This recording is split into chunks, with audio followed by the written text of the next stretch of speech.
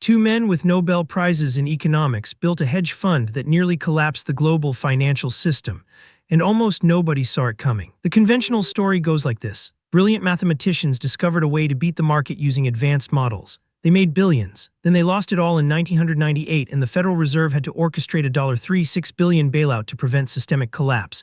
It's a cautionary tale about hubris. It's a story about how even the smartest people in the room can be wrong. But that explanation misses what actually happened. It misses the decisions made under extreme pressure by men who believed their own math.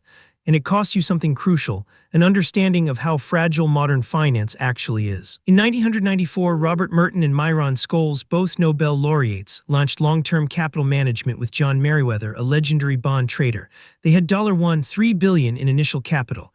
They promised returns of 40% annually.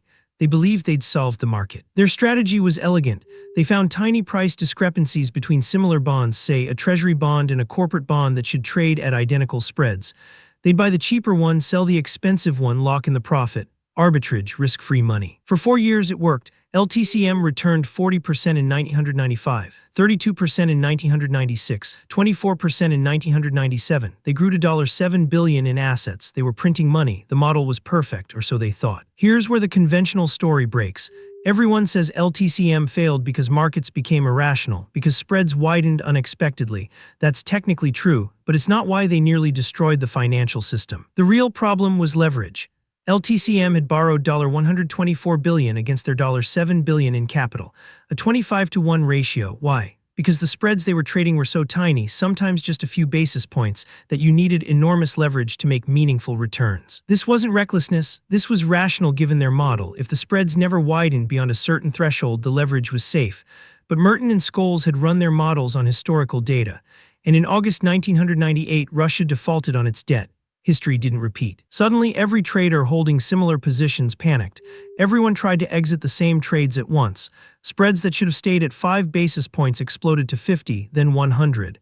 LTCM positions were hemorrhaging billions per day. By September, they'd lost $4 billion. Their $7 billion fund was collapsing. But here's the decision that mattered. Meriwether and his team had counterparty relationships with every major bank on Wall Street. When they failed, those banks faced massive losses. JPMorgan, Goldman Sachs, Bank of America, Merrill Lynch, they all had skin in the game, and they were all interconnected. If LTCM defaulted, it would trigger a cascade.